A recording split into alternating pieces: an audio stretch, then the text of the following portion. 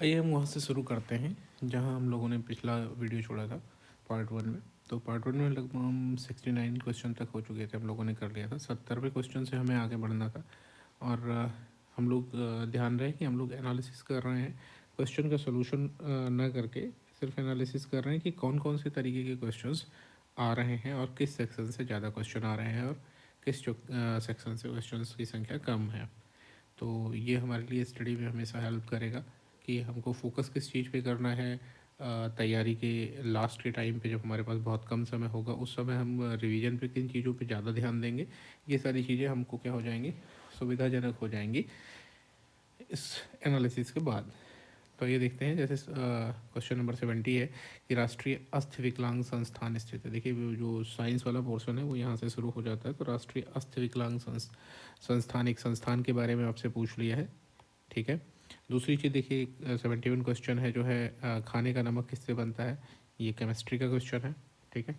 तो हम लोग इन चीज़ों को आगे देखेंगे भी, जो है साइंस का पूरा पोर्शन मैं आपसे डील करूँगा, इसीलिए मैं इस पोर्शन को आपको बता भी रहा हूँ। तो खाने का नमक किस चीज़ से जुड़ जाएगा, एक तरीके से ये केमिस्ट्री से जुड़ा हुआ क्वेश्चन है। फिर ध्यान दीजिए, यदि किसी पिंड की गतिज ऊर्जा अपने प्रारंभिक मान से 4 गुना हो जाए तो नया संवेग, गतिज ऊर्जा संवेग, ये फिजिक्स का कंसेप्ट है। और फिजिक्स से क्वेश्चन ये हो गया। अगला क्वेश्चन देखिए, उसमें भी हमने फिजिक्स मेंशन कर रखा है, ध्वनि तरंगों की प्रकृति होती है। एग्जैक्टली दूसरा क्वेश्चन फिजिक्स से हो चुका है ये। तीसरा क्वेश्चन देखिए, एक माइक्रोन होता है, फिजिक्स का क्वेश्चन है, ठीक है। तो ये 3 क्वेश्चन फिजिक्स से हो चुके। चौथा क्वेश्चन देखिए, वातावरण, यानी 75th क्वेश्चन नंबर जो है वो क्या है, वातावरण का वह क्षेत्र जिसमें ओजोन परत स्थित है। आप इसको ज्योग्राफी का भी कह सकते हैं और साथ ही साथ फिजिक्स के लिए भी अभी आप इसको मेंशन कर दीजिए। कुछ साइंस वाले पोर्शन में आए तो इसको हम फिजिक्स के लिए कहना बेहतर समझेंगे। तो एक क्वेश्चन आपका ये हो जाएगा। तो अब तक फिजिक्स के कितने क्वेश्चन हो चुके हैं अगर देखें, केमिस्ट्री से केवल एक क्वेश्चन था, एक संस्थान से था, 1 2 3 4 4 क्वेश्चन अब तक फिजिक्स से हो चुका है। पांचवा क्वेश्चन है देखिए, श्वास छिद्र का उपयोग श्वास के लिए किया जाता है, बायोलॉजी का क्वेश्चन है ये। और जनरल बायोलॉजी है, बिल्कुल जनरल फिजिक्स आती है, क्लास 8th 9th या ज़्यादा से ज़्यादा 10th लेवल तक के क्वेश्चंस को आप कह सकते हो, ठीक है ना। क्वेश्चंस का लेवल बहुत ही ईजी है। तो उन सारे टॉपिक्स को हम लोग क्या करेंगे, जल्दी जल्दी ज़रूर देखेंगे। सरल रेखा पर स्थित गतिशील किसी कण की स्थिति आपको दी गई है और यहाँ एक्स आपको मीटर में दिया गया, टी सेकंड में दिया गया, कण का प्रारंभिक वेग दिया गया। तो छोटा सा काम है जो है, आप फिजिक्स के उससे भी चल सकते हैं या फिर बहुत ही सिंपल सा काम है, एक डेरिवेशन का होता है, मैं आपको बता दूंगा, ये यहाँ से पूछा जा सकता है, ठीक है। तो उसके बेसिस पे इसको हम तुरंत भी आंसर कर सकते हैं, ठीक है। तो आपको हम पूरा कैलकुलस नहीं पढ़ाने वाले हैं, सिंपल सी बात है, जो छोटी छोटी जगहों पे जहाँ यूज हो सकता है उन चीज़ों को आपको हम क्या करेंगे, थोड़ा बहुत हिंट कर देंगे। आप 1 लाइन 2 लाइन याद करके इस तरीके की जो मैथमेटिकल प्रॉब्लम्स हैं उनको सॉल्व कर सकते हैं। तो एक फिजिक्स से ये क्वेश्चन और हो गया। तो अब तक हम लोगों के पास फिजिक्स के अगर क्वेश्चन फिर से ध्यान दें तो 1 2 3 4, ये पांचवा क्वेश्चन फिजिक्स का था। और नीचे देखिए एक छठा क्वेश्चन भी फिजिक्स है। केमिस्ट्री का एक अगला क्वेश्चन है, ठीक है ना, कि एनटीपी पर आयतन होता है। और इसको फिजिक्स में भी चाहे आप काउंट कर सकते हो केमिस्ट्री की जगह। और फिजिक्स में अगला ये है कि सबसे कमजोर क्षीण बल कौन सा, गुरुत्वाकर्षण बल, विद्युत बल, न्यूक्लियर बल, चुंबकीय बल। तो एक फिजिक्स से ये हो गया। तो फिजिक्स से 6 क्वेश्चन के आसपास, 10 में से 6 क्वेश्चन फिजिक्स से आ रहे हैं। बहुत ध्यान देने की बात है कि यानी मेजर फोकस हमारा किस चीज़ पे है, फिजिक्स पे रहेगा। बायोलॉजी और केमिस्ट्री पे फोकस थोड़ा आप कम भी करोगे तो भी चल जाएगा, लेकिन फिजिक्स आपका सबसे ज़्यादा और सबसे बड़ा पोर्शन है। बहुत यहाँ से हम लोग गेस नहीं कर सकते हैं, लेकिन फिर भी एक इतना अनुमान लगा सकते हैं कि नॉर्मली आप देखिए क्लास 4th 5th 6th तक में जो है आपको ज़्यादातर चीज़ें जो बताई जाती हैं आपके सराउंडिंग्स और आसपास की चीज़ों के बारे में ही बताई जाती हैं, और वो फिजिक्स से जुड़ी हुई चीज़ें ज़्यादा रहती हैं, ठीक है। क्वेश्चन नंबर 81 से आपका जो है वो मैथ्स का पोर्शन हमको लगता है शुरू हो जाता है, ठीक है, कि बी के किस मान के लिए आसामी क्या, ये इनइक्वालिटी कौन सी दी गई है, b² + 8b > सकते हैं। ये इनइक्वालिटीज हैं, क्लास 7th 8th में आपको पढ़ाई जाती हैं, इन सब का हम लोग जिक्र कर लेंगे। तो एक इनइक्वालिटी पे क्वेश्चन हो चुका है। अगला जो है ये आपका क्षेत्रफल मेंसुरेशन वाले पोर्शन से जुड़ गया है, आपको दिया गया है, ठीक है।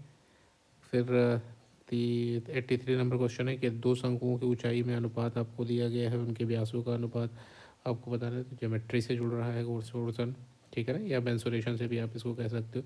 तो एक तरीके से देखें तो मेंसुरेशन के पोर्शन में ये क्वेश्चन आ जाएगा। अगला फिर से मेंसुरेशन का क्वेश्चन हुआ। फिर 2 क्वेश्चन मेंसुरेशन वाले पोर्शन से हुआ।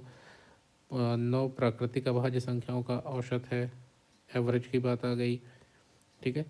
एवरेज यानी अरिथमेटिक वाले पोर्शन में हम जा सकते हैं, तो ये अरिथमेटिक का क्वेश्चन हो गया। 84 हमारा अरिथमेटिक का हो गया। यहाँ पे आपके पास ज्योमेट्री से 2 क्वेश्चन हो चुके थे, जिसमें खास करके मेंसुरेशन वाला पोर्शन यूज हुआ। फिर आगे देखें तो आपके पास रूट की वैल्यूज़ दी गई हैं, इनका मान पूछा गया है, अरिथमेटिक से ही जुड़ेगा। 3 संख्याओं का योग 98 है, पहली दूसरी संख्याओं के बीच का अनुपात दिया गया है। इस तरह के क्वेश्चंस का हम लोग ढेर सारे करेंगे, और इनकी शॉर्ट ट्रिक्स भी देखेंगे कि इनको कैसे जल्दी किया जा सकता है। हर क्वेश्चन को हमको सॉल्व करने की ज़रूरत नहीं होती है पूरा का पूरा। आप जब जितने ज़्यादा प्रैक्टिस करेंगे, तो हमारे साथ प्रैक्टिस करते समय इस चीज़ पे ध्यान देंगे। कई बार की चीज़ें क्या होती हैं कि सॉल्व करने की ज़रूरत होती ही नहीं है। आप किसी भी तरीके से वहाँ तक पहुँचो, आंसर्स में से आप चीज़ों को एलिमिनेट करना सीखो। जहाँ आप एलिमिनेशन करना सीखोगे किसी भी कंसेप्ट के बेसिस पे, याद रहे कंसेप्ट आपको सही यूज करना है, वो हम आपको वहाँ सिखाएंगे। लेकिन किसी कंसेप्ट के बेसिस पे अगर आप चीज़ों को एलिमिनेट कर सकते हो, ठीक है, कि ये आंसर तो नहीं हो सकता, ये आंसर तो नहीं हो सकता है, तो बचा हुआ आंसर क्या होगा, जो बच जाएगा वो हो जाएगा। या फिर ऐसे में अगर आपने 2 ही आंसर एलिमिनेट कर दिए, तो आपको चेक कितने के लिए करने की ज़रूरत होगी, हम आंसर चेक कर सकते हैं फिर 1 या 2 के लिए। तो इस तरीके से हम क्या करेंगे, चीज़ों को एलिमिनेट करना, सॉल्व करने से ज़्यादा हम लोग इस चीज़ पर प्रैक्टिस करेंगे। ऐसा नहीं है कि कंसेप्ट नहीं सीखना है, कंसेप्ट सीखना है, शॉर्ट ट्रिक्स जो होती हैं, लेकिन उनका यूज करना बेहतर ढंग से सीखना है, ठीक है। तो शॉर्ट ट्रिक्स हमेशा केवल फार्मूले ही नहीं होते हैं, जो आप कंसेप्ट सीखे होते हो उन कंसेप्ट का यूज करके भी आप चीज़ों को एलिमिनेट करके निकाल सकते हो। जहाँ पे आपको ऑप्शन के बारे में क्लैरिटी नहीं भी हो, वहाँ पे भी इतने तरीके हैं कि जहाँ पे आप एलिमिनेशन मेथड यूज कर सकते हो कि क्या नहीं हो सकता है, और इस बेसिस पे आप आंसर तक पहुँच सकते हो। तो मैथ्स में आपकी चीज़ें बहुत हेल्प करने वाली होंगी कि क्या नहीं हो सकता है, ऐसी चीज़ें। तो मोस्टली अरिथमेटिक, और हमने देखा जो अगला क्वेश्चन देखिए 87 आर त्रिज्या के वृत्त के अंतर्गत एक समषट्भुज निर्मित है, जो उसका परिमाप आपको बताना है जो है, तो ये ज्योमेट्री से जुड़ जा रहा है, ठीक है। तो इस तरीके से ज्योमेट्री और अरिथमेटिक का हिस्सा भी ठीक ठाक है।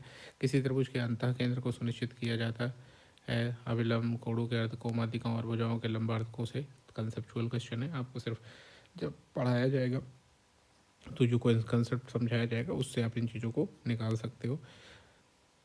1001 का क्यूब आपको ज्ञात करना है, कि किस तरीके से हम लोग ये भी सीखेंगे कि स्क्वायर और क्यूब तक हम किस तरीके से आसानी से पहुंच सकते हैं, इजीली पहुंच सकते हैं। हमेशा क्या है कि हमको उतना मल्टीप्लिकेशन करने की ज़रूरत नहीं है कि हम मल्टीप्लिकेशन करके ही पहुँचें, ठीक है ना। उनकी कुछ ट्रिक्स हैं, उन चीज़ों को हम लोग देखेंगे। देखिए क्वेश्चन नंबर 90 है, यदि किसी संख्या का 20% 120 हो और उसी संख्या का 120% होगा, ठीक है ना। तो ऐसे में भी हम लोग छोटी छोटी चीज़ों का ध्यान रखेंगे, ठीक है, कि नॉर्मल सी बात है कि 20% 120 हो जाता है, ठीक है ना। तो उस संख्या का 120% निकालना, तो कई बार हम क्या करते हैं, नंबर को जो है इमेजिन कर लेते हैं, एक्स वाई के रूप में भी लेते हैं, और कई बार हम क्या करते हैं कि सिंपली हमको दिख जाती हैं कि नंबर क्या हो सकती है, ठीक है। तो उसको कैस करने का भी तरीका देखेंगे हम लोग। सबसे छोटी भिन्न निकालना है, बेस इक्वेट किया जा सकता है, और डेसिमल वैल्यूज के आसपास अगर कैलकुलेशन में तेज़ी से आपका दिमाग जा रहा है तो आप वहाँ से भी देख सकते हो, इजी हो तो। अदरवाइज बेस का जो है इक्विवेलेंट करके भी चीज़ों को हम निकाल सकते हैं, यानी डिनोमिनेटर को। कई बार न्यूमरेटर को इक्वेट करना जो है आसान हो जाता है, तो न्यूमरेटर को जैसे हमने इक्वेट कर दिया, ठीक है, तो न्यूमरेटर को इक्वल बना लिया, तो न्यूमरेटर इक्वल बनाएंगे तो उस केस में बेसिस जो हो जाएंगे डिनोमिनेटर, वो क्या हो जाएंगे, वो डिफरेंट हो जाएंगे। तो उसमें सबसे बड़ा जो बेस डिनोमिनेटर होगा वो नंबर छोटी हो जाएगी। इस तरीके से हम चीज़ों को क्या करेंगे, आगे बढ़ाएंगे, ठीक है। तो मैथ्स की जो प्रॉब्लम्स होंगी उन चीज़ों को हम लोग देख सकते हैं। आयत की लंबाई 25% वृद्धि, ठीक है। देखिए मेंसुरेशन के क्वेश्चंस, ये फिर से आपको मेंसुरेशन का क्वेश्चन मिल रहा है, तो मेंसुरेशन के क्वेश्चंस जो हैं ये आपके यहाँ हो गए। फिर आपको जो क्वेश्चन मिला था ये ज्योमेट्री का क्वेश्चन था। उसके बाद त्रिज्या के वृत्त के अंतर्गत परिमाप मेंसुरेशन के अंदर इसको रखते हैं। संख्याओं का योग आपको दिया गया है। फिर देखिए संख ऊंचाई, ये वाला जो है मेंसुरेशन का पोर्शन हो जाएगा। ये वाला भी, इसको भी हम क्या रख सकते हैं, मेंसुरेशन के पोर्शन में रख सकते। हैं। तो अभी देखिए मेंसुरेशन का हिस्सा काफ़ी ज़्यादा हो रहा है। 1 2 3 3 4 क्वेश्चन अब तक में जो है क्या है मेंसुरेशन के आ चुके हैं। बाकी आपके अरिथमेटिक पोर्शन में जा रहा है। तो अरिथमेटिक और मेंसुरेशन का हिस्सा काफ़ी अच्छा है, ठीक है। कि 1.27 बार क्या होता है, ये जो बार वाला क्वेश्चन होता है ना, ये वो आप लोगों को टफ लगता है कैसे चेंज करना, इसकी ट्रिक्स होती है, बहुत ही सिंपल सी ट्रिक होती है। उसके बेसिस पे इसको हम क्या कर सकते हैं, ईजिली कर सकते हैं। जैसे 1.27 बार है तो जितने डिजिट्स पे बार है उतने 9 लगा करके इसको हमको क्या करना होता है, डिवाइड करना होता है, फिर सिंप्लीफाई करना होता है। तो इसको भी हम लोग सीखेंगे वहाँ पे कैसे करना है। चक्रवृद्धि ब्याज की बात आती है, ठीक है। तो चक्रवृद्धि ब्याज पे हो जाएगा सिंपल, उस पर भी देखा जा सकता है दोनों चीज़ें। यदि ए की पावर एक्स बराबर बी की पावर वाई बराबर सी की पावर जेड और बी स्क्वायर इक्वल टू ए सी तो वाई है, ऐसे उसमें जो है आपको क्या करना है कि कुछ वैल्यूज लेनी होती है। हम लोग उसको शॉर्ट ट्रिक्स में देखेंगे कैसे करना है कि कुछ वैल्यूज लेनी है और सिंपल सी वैल्यूज उठाएंगे और पुट करेंगे और देखेंगे कौन सा ऑप्शन उसको सेटिस्फाई कर रहा है, ठीक है। अगर कोई ऑप्शन उसमें सेटिस्फाई कर रहा है तो वो आंसर हो जाएगा। कई बार ऐसा भी हो सकता है केसेज में कि एक से ज़्यादा आंसर जो है उस वैल्यू को सेटिस्फाई कर रहे हैं। तो हमको चूँकि हम नंबर्स बहुत छोटी छोटी यूज करते हैं तो उसके केस में हम थोड़ी सी कोई 1 नंबर 2 नंबर चेंज करके देख लेंगे और उस केस में वो क्या हो जाएगा, वो डिफ़र कर जाएगा। आंसर जैसे ही आपको मिल जाएगा जो सेटिस्फाई सिंगल सेटिस्फैक्शन वाला मिलता है तो बस वही आपका आंसर बन जाएगा। हाँ, ये सबसे बड़ी चीज़ है कि टीचर्स मोस्टली ये नहीं बताते हैं कि शॉर्ट ट्रिक्स का यूज करते समय कौन कौन सी सावधानियाँ रखनी है, ठीक है ना। आपको बता देंगे कि आप वैल्यूज ले लो, ठीक है, लेकिन ये नहीं समझाते हैं कई बार कि वैल्यूज कौन सी नहीं लो।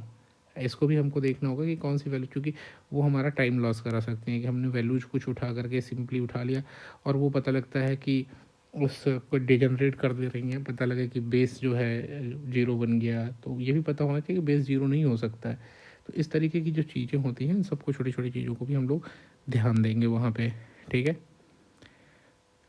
क्वेश्चन 96 देखिए, X square minus Y square और ये गुणनखंड करना है हमको। तो क्वाड्रेटिक इक्वेशन से आपको एक गुणनखंड मिल गया है।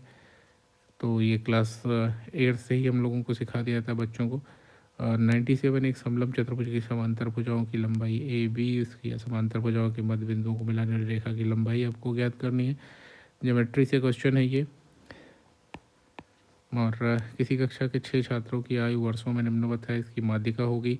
स्टैटिस्टिक्स से एक क्वेश्चन है, स्टैट से। केंद्रीय प्रवृत्ति के तीनों मापों में आनुभविक संबंध है, स्टैट से हो गया। बहुत सिंपल सा क्वेश्चन है स्टैट से जो आए हैं, ऐसा नहीं है कि उसके लिए आपको बहुत ज़्यादा कुछ देखने की ज़रूरत है। नॉर्मल आपको थोड़े बहुत नियम समझ में आ जाएंगे तो हो जाएगा। 100वां क्वेश्चन है, यदि किसी व्यक्ति को विक्रय मूल्य पर लाभ हानि और इससे जुड़ा हुआ, ठीक है, तो भारत के 23वें मुख्य निर्वाचन आयुक्त। और यहाँ देखिए 100 क्वेश्चन तक, यहाँ तक अगर हम देखें तो स्टैट के 2 क्वेश्चन, ज्योमेट्री से तो कई क्वेश्चन थे, 4-5 क्वेश्चन के आसपास ज्योमेट्री से थे, और अरिथमेटिक। तो 3 मेजर पोर्शन बनते हैं जिनको अगर आप ध्यान दीजिए, 3-4 मेजर पोर्शन है। तो यहाँ पे अगर मैं मेंशन करूँ, खाली स्पेस है, स्टैटिस्टिक्स आपको 2 से 3 क्वेश्चन कम से कम इससे मिल रहा है, प्लस ज्योमेट्री। ज्योमेट्री से आपको जो है 6-7 क्वेश्चन के आसपास ज्योमेट्री वाले पोर्शन से मिल रहा है। अरिथमेटिक का तो पोर्शन है ही है सबसे ज़्यादा, अगर देखें तो अरिथमेटिक का पोर्शन है, ठीक है।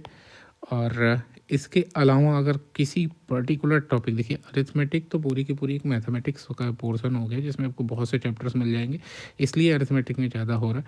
लेकिन अगर सिंपली चैप्टर्स की बात करें ना, तो चैप्टर्स में अगर कोई सबसे ज़्यादा दिखा हिस्सा तो वो कौन सा है, मेंसुरेशन का है, ठीक है।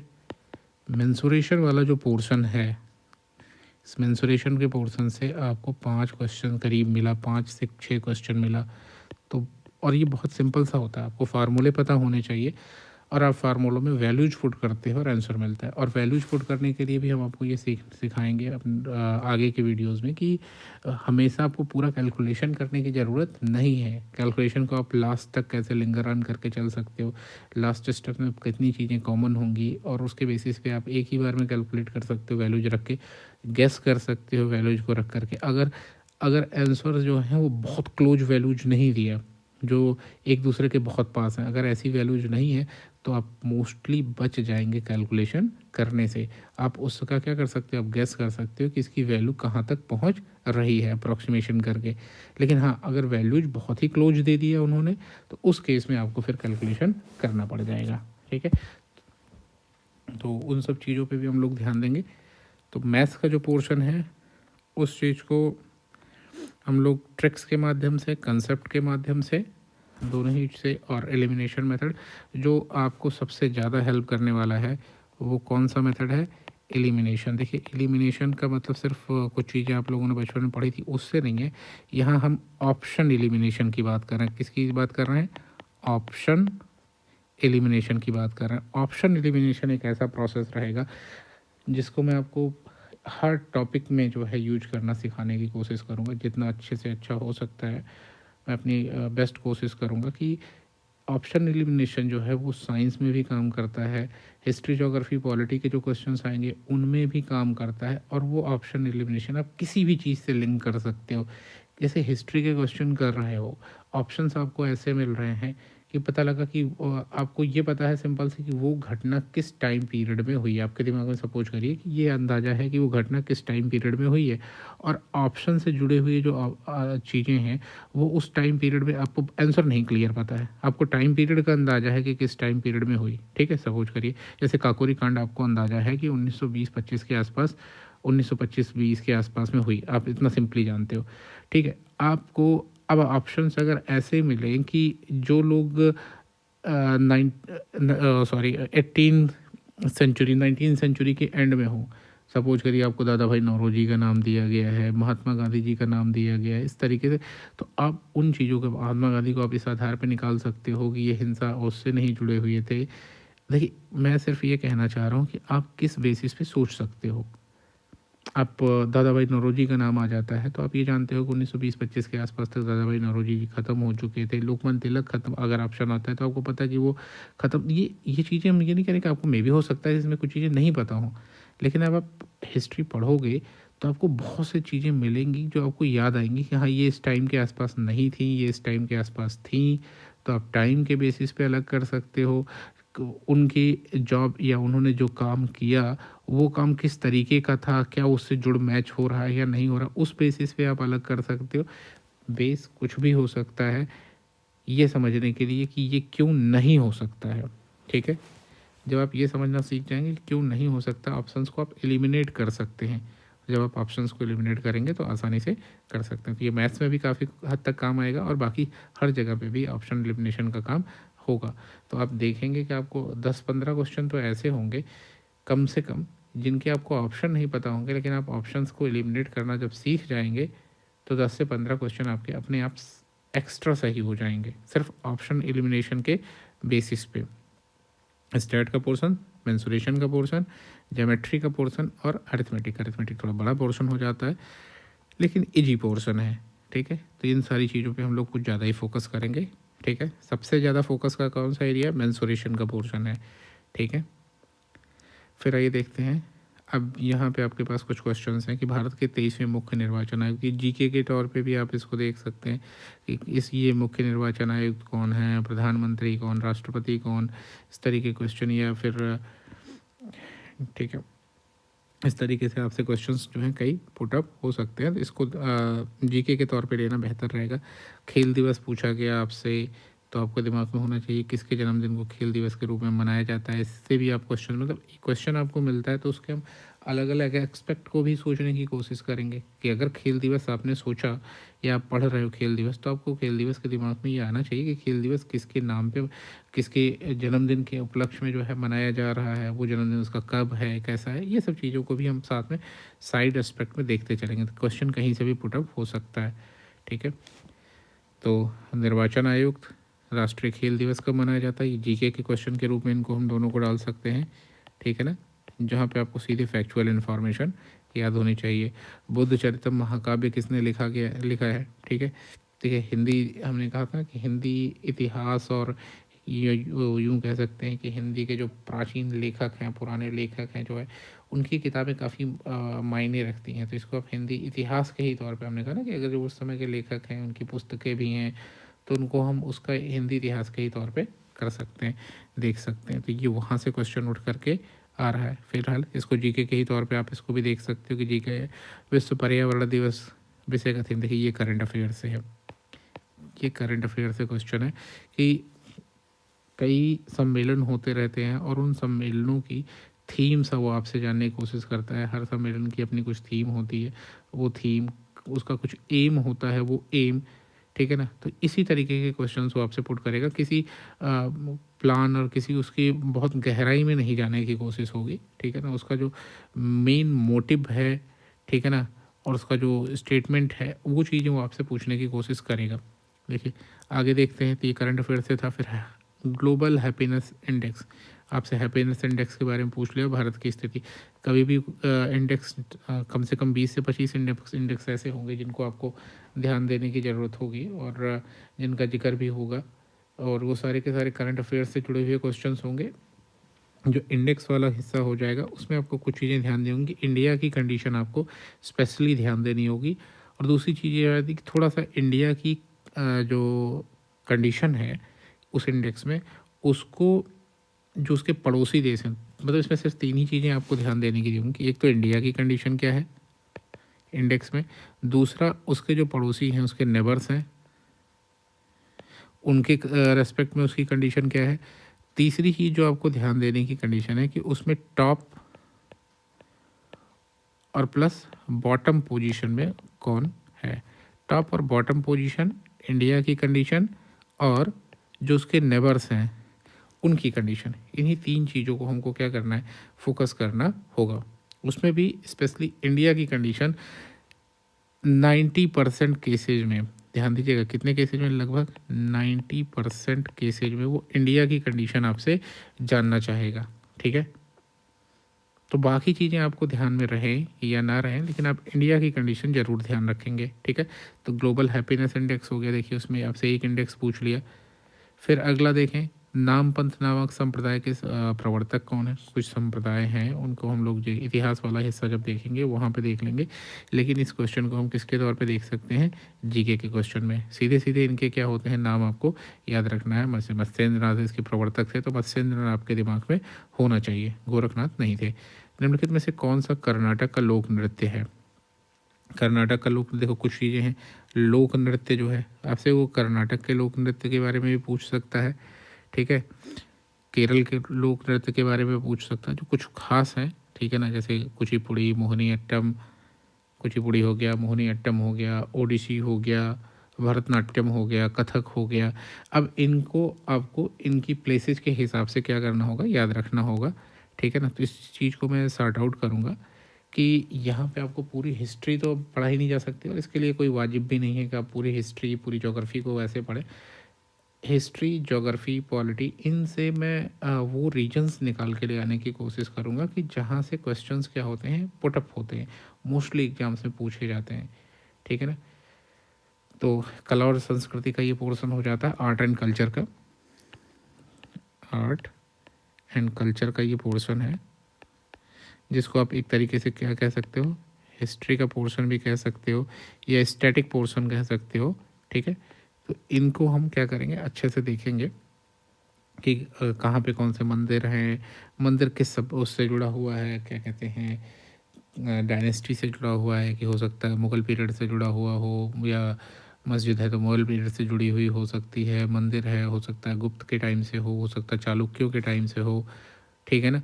तो इस तरीके की जो चीज़ें होंगी उसको भी हम लोग ध्यान देंगे। फिर लोक नृत्य यहाँ का क्या कहते हैं, उत्तर प्रदेश के संदर्भ में जो है लोकगीत और लोक नृत्य किस तरीके के क्या होते हैं, ठीक है, उनको हम लोग देखेंगे, ठीक है। जैसे गरबा हो गया गुजरात से जुड़ा हुआ, ठीक है। उसके बाद क्या कहते हैं, पांडवनी हो गया, नाटक करके होता है, और इस तरीके के ढेर सारे हैं, चरकुला नृत्य हो गया, ठीक है, छपेली नृत्य, ये सारी जो नृत्य वगैरह हैं इन सब चीज़ों को भी हम लोग क्या करेंगे, देखेंगे कौन से रीजन से कौन सा आता है, उनके रीजन के हिसाब से भी देखना होगा, और रीजन के साथ साथ आपको डिस्ट्रिक्ट वाइज भी देखना होगा कि कई बार वो आपको डिस्ट्रिक्ट के नेम दे देगा, तो आपको वो रीजन क्लियर होगा, तो उस रीजन से अगर वो डिस्ट्रिक्ट बिलोंग करती होगी तो उस पर भी हम लोग ध्यान देंगे, ठीक है। तो आर्ट एंड कल्चर का हिस्सा हो जाएगा जो यूपी स्पेशल के साथ में भी हमको देखना होगा। कांचीपुरम, देखो ये आ गया, मंदिर वाली बात हो रही थी ना, तो कांचीपुरम में कैलाशनाथ मंदिर है जिसकी भीतरी दीवारों में रंगों से मूर्तियां बनाई गई हैं, किसने बनवाया है। अब वो मंदिर किस डायनेस्टी से जुड़ा हुआ है और रूलर, दो चीज़ें आपको ध्यान रखने की ज़रूरत होगी, डायनेस्टी और कौन सा, उसका रूलर।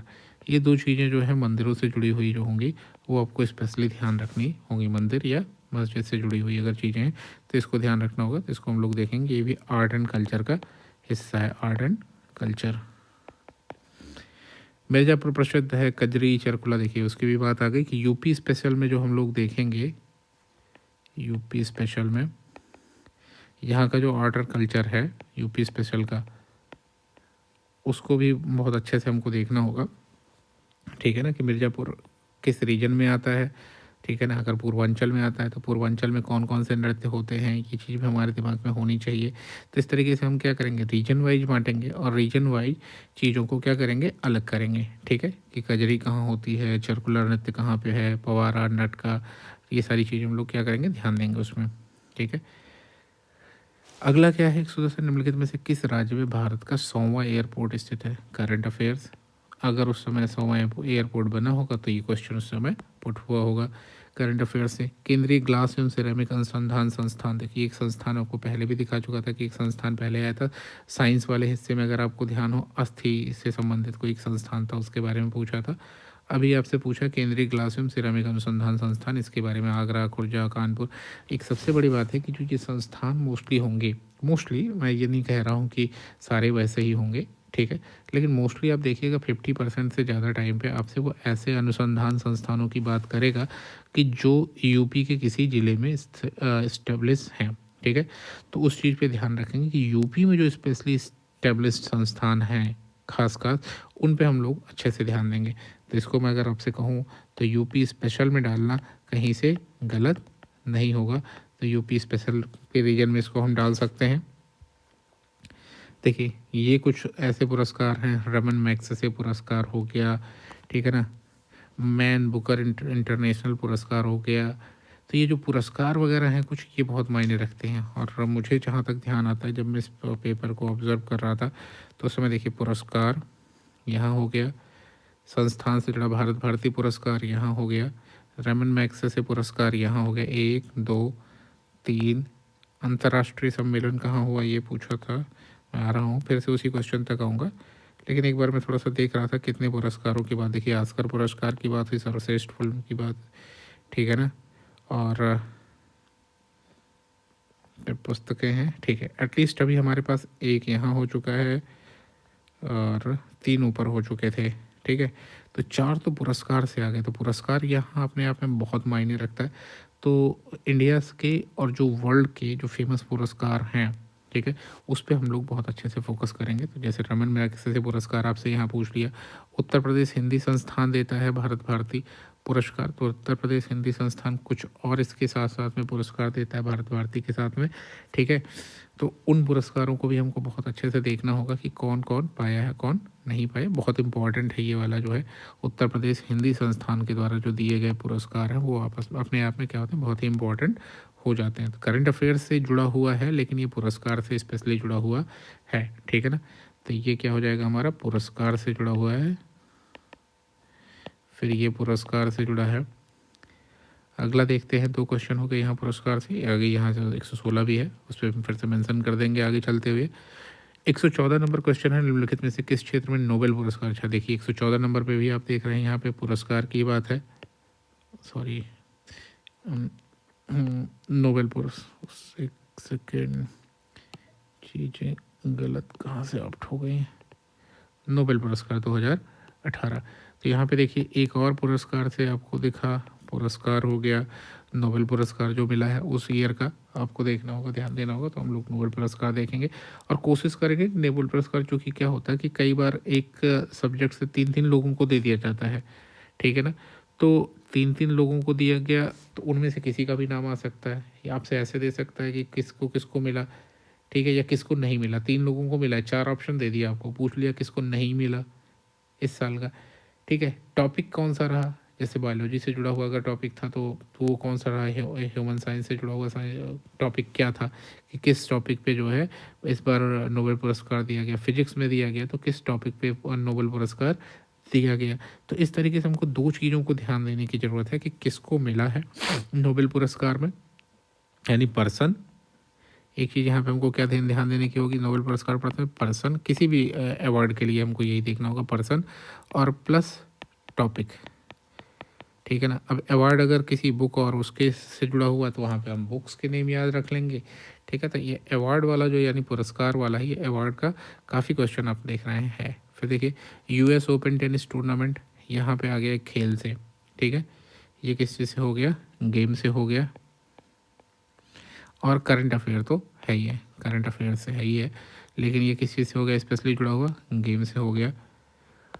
65वें राष्ट्रीय, ध्यान दीजिएगा कि 4 ओपन टेनिस होते हैं, जो है US ओपन हो जाता है, विम्बल्डन हो जाता है, फ्रेंच हो जाता है, ठीक है ना। और एक और कौन सा है वो आप हमको बताइएगा, ठीक है।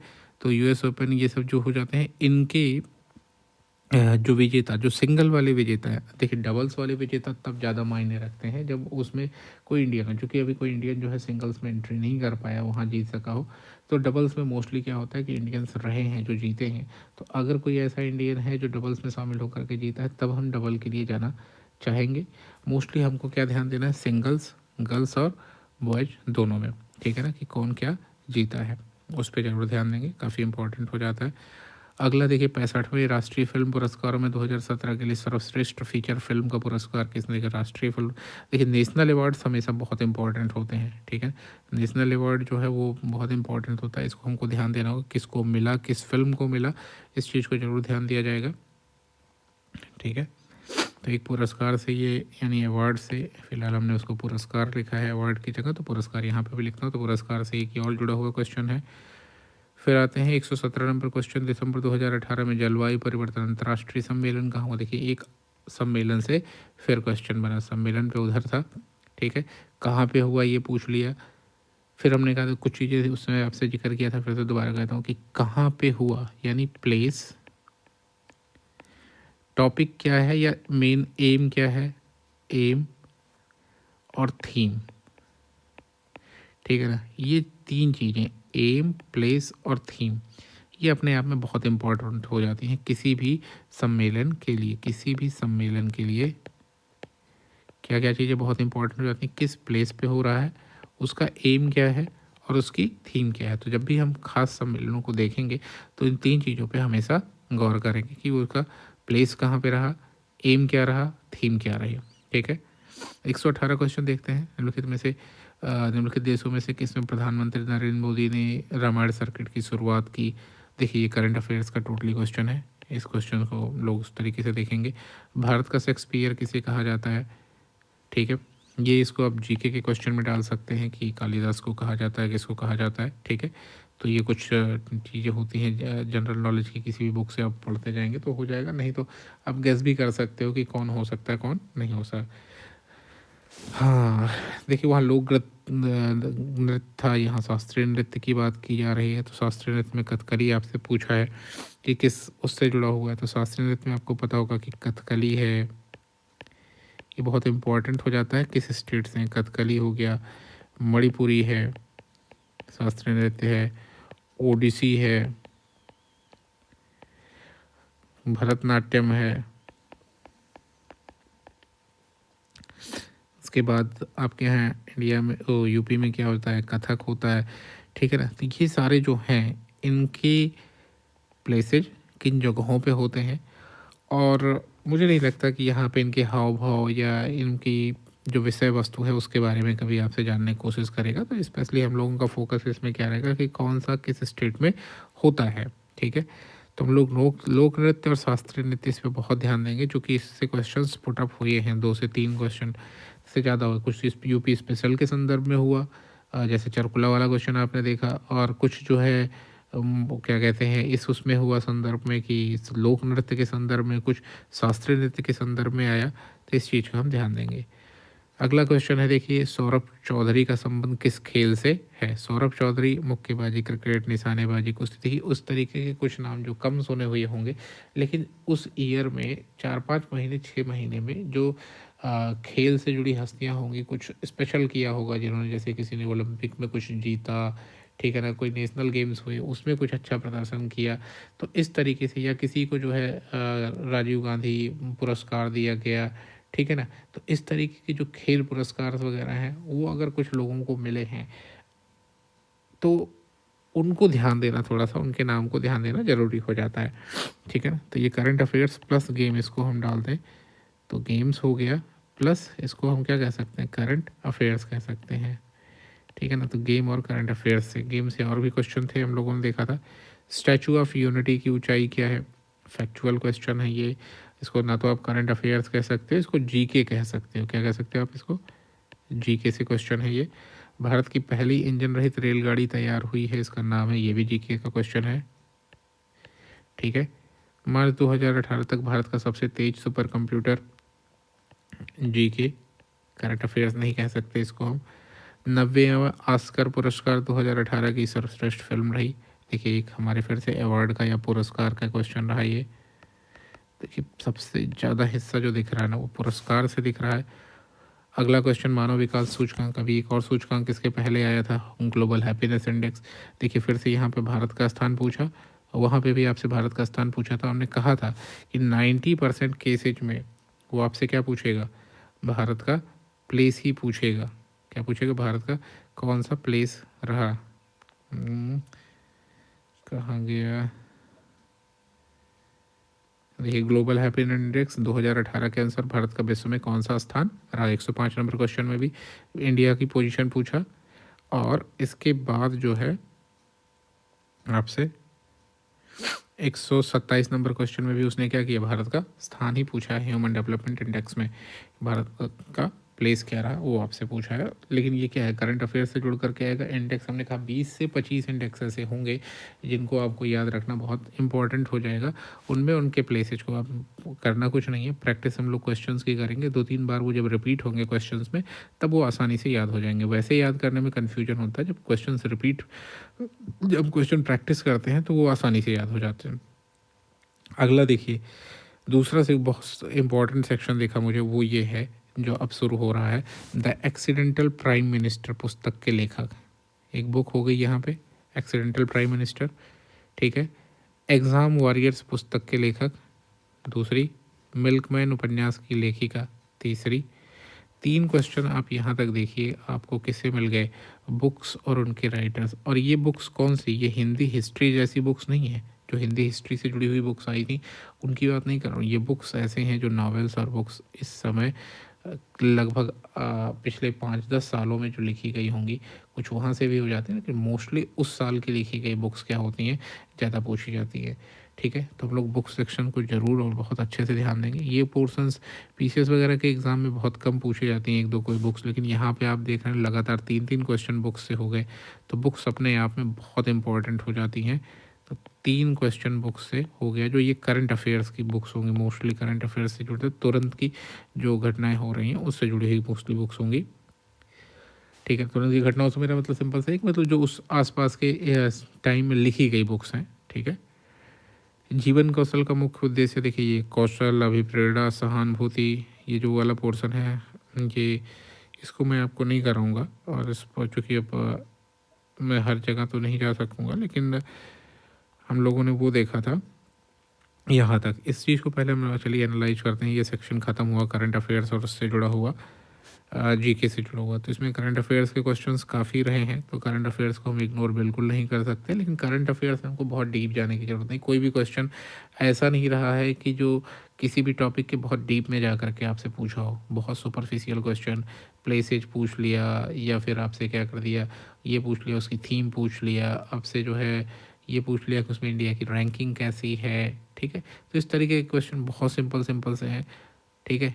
तो हम हाईलाइटेड टॉपिक्स चूज करेंगे, हाईलाइटेड टॉपिक्स में से उनकी कुछ 2 या 3 बातें जो स्पेशली फोकस करने लायक होंगी, सिर्फ उन्हीं उन्हीं बातों पे फोकस करेंगे, और हमारा टाइम भी बचेगा, और कम टाइम में हम ज़्यादा से ज़्यादा अच्छी चीज़ों को क्या कर लेंगे, तैयार कर लेंगे, जो हमारे क्वेश्चन पेपर में आने लायक हैं। तो देखिए बुक्स बहुत इंपॉर्टेंट हुई। पुरस्कार, बुक्स देखिए आपके पास कितनी हो गई, 3। पुरस्कार देखते हैं, 1 हो गया, फिर उसके बाद ऊपर आते हैं पुरस्कार वाले पे, 2, 3, 4, 5, 5 क्वेश्चन जो है उनके पुरस्कार से जुड़े हुए हैं, ठीक है। तो अगर हम देखें कितने क्वेश्चन हैं, 5 क्वेश्चंस, कितने हैं, 5 क्वेश्चंस किससे हैं, ये अवार्ड से या पुरस्कार से जुड़े हुए हैं, ठीक है, 5 क्वेश्चन है। ऐसा नहीं कि 5 ही आएगा, हो सकता है 5 का 6 भी आ जाए, हो सकता है 5 का 3 भी है, लेकिन ये पोर्शन अपने आप में बहुत इंपॉर्टेंट है। प्लस जो हम लोगों ने देखा 3 जो हैं वो बुक्स और उनके राइटर्स के बारे में आया है, और वो भी कैसी, जिसको हम करंट अफेयर्स से जुड़ी हुई बुक्स में डाल सकते हैं, जो हाल फिलहाल में बुक्स लिखी गई हैं। ये अपने आप में बहुत बड़ा क्वेश्चन था। इंडिसेज से 2 क्वेश्चन आपको मिले हैं, ठीक है, जहाँ पे इंडिया की आपसे रैंकिंग पूछी है, ठीक है ना। तो प्लस 2 से 3 क्वेश्चन आपको कहाँ से मिल जाएंगे, ये बहुत इंपॉर्टेंट है, ठीक है ना। इंडेक्स और उसमें भी स्पेशली इंडिया की पोजीशन, ठीक है ना। ये अपने आप में बहुत इंपॉर्टेंट, देखो 5 3 8 2 10 क्वेश्चन करीब तो सीधे सीधे यही हो गया इंडेक्स। और हाँ, जो कुछ थीम वगैरह से जुड़े हुए 2 क्वेश्चन थे थीम से, जहाँ पे सम्मेलन, तो इसको हम किस चीज़ में डाल सकते हैं। 2 क्वेश्चन इंडिया की रैंकिंग या इंडेक्स से जुड़ा हुआ क्वेश्चन रहा, और प्लस 2 क्वेश्चन जो है, एटलीस्ट 2 किस चीज़ से था, वो था सम्मेलनों से।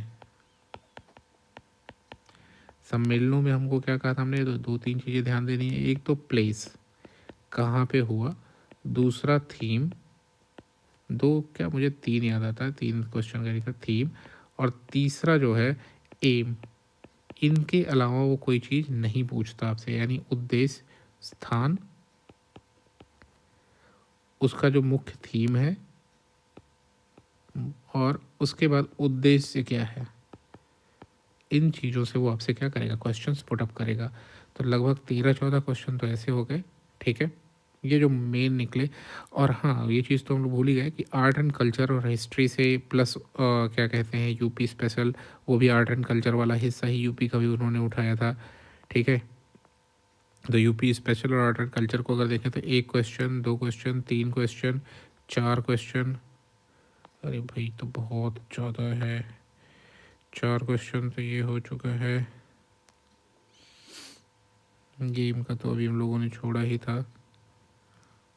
फिर देखो 5 क्वेश्चन कथकली वाला हो गया, ये दूसरा सबसे इम्पोर्टेंट पोर्शन बन रहा है, ठीक है। तो इस हिसाब से देखें तो 5 क्वेश्चन करीब जो है आर्ट एंड कल्चर और यूपी स्पेशल में भी स्पेशली यूपी का ही आर्ट कल्चर, ठीक है, जो नृत्य सम्मेलन वो नृत्य वगैरह है, सॉरी। तो यहाँ पे 5 क्वेश्चन, कितने क्वेश्चन, 5 क्वेश्चन कम से कम आपको किससे मिलने वाला है, आर्ट एंड कल्चर, यानी कला एवं संस्कृति।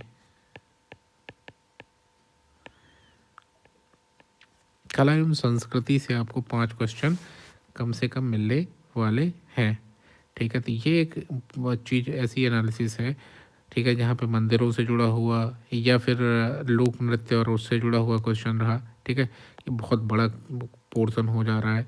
तो इस तरीके से अगर हम देखें तो 5 यहाँ, 5 यहाँ, 10, 5 क्वेश्चन ये, 5 क्वेश्चन ये, 10 3 13, 2 15, 3 18, 18 क्वेश्चन ऐसे बने जो कुछ सिंपल से books, award, art and culture, और उसके बाद क्या है, इंडिया की जो है रैंकिंग वगैरह है इंडेक्स से और सम्मेलनों से, ठीक है। तो 4 5 रीजन ऐसे हैं जिन पे हमको बहुत ध्यान देने की ज़रूरत है। आप अगर बहुत अच्छे से गौर करेंगे तो ये ऐसे रीजन हैं जहाँ से आपको आधे से ज़्यादा हिस्सा जो है करंट अफेयर्स और उसका जीके वाला मिल जा रहा है, ठीक है। तो इस चीज़ को भी हम लोग लास्ट में कंक्लूड करेंगे कि कहाँ से कितना हिस्सा रहा। फिर देखिए 5 क्वेश्चन जो है वो उससे हैं 141 के आसपास आई। 141 पे क्या है, ए बी की बहन है, ये रीजनिंग के क्वेश्चन है, ये लगभग हर कोई कर ले जाता है। 5 क्वेश्चन रीजनिंग के हैं, उसको भी हम लोग देखेंगे कि ए बी की बहन है, तो ये रिलेशन से जुड़ा हुआ हो गया। अब 5 क्वेश्चन में कौन सा हम लोग बहुत गेस कर सकते हैं किस तरीके का आएगा। फिर भी इन पोर्शन को हम लोग क्या करेंगे, देखेंगे 5 क्वेश्चन जिस तरीके से ये आए हैं, तो रीजनिंग वाले पोर्शन को भी हम लोग कवर करेंगे, ठीक है। और इसके अलावा देखिए ब्रिट का विस्तृत रूप क्या है, VLE वर्चुअल लर्निंग एनवायरनमेंट, ये क्या होता है, ICT का उद्देश्य क्या है, ठीक है ना, स्पैम क्या होता है, नंबर कितने से प्राइमरी मेमोरी क्या होती है, ये मतलब बहुत सिंपल से 1 लाइनर क्वेश्चन है 5 क्वेश्चन जो आपको किससे मिल रहे हैं, कंप्यूटर से जुड़े हुए, तो ये बिल्कुल छोड़ने लायक नहीं है। यानी रीजनिंग और कंप्यूटर, रीजनिंग और कंप्यूटर से ये 5 और प्लस ये 5 क्वेश्चन जो हमारे हैं, इसमें कंप्यूटर का 5 क्वेश्चन तो बहुत ही इजी क्वेश्चन पूछा है, और रीजनिंग के भी 5 क्वेश्चन बहुत ही इजी हैं, ऐसा नहीं है, लेकिन फिर भी आप मान के अगर 3 भी कर ले जाते तो बहुत है। तो कंप्यूटर और रीजनिंग के 10 क्वेश्चन में से हमको हर हाल में 8 क्वेश्चन का एम करना होगा कि हम 8 क्वेश्चन कर सकें यहाँ से, ठीक है।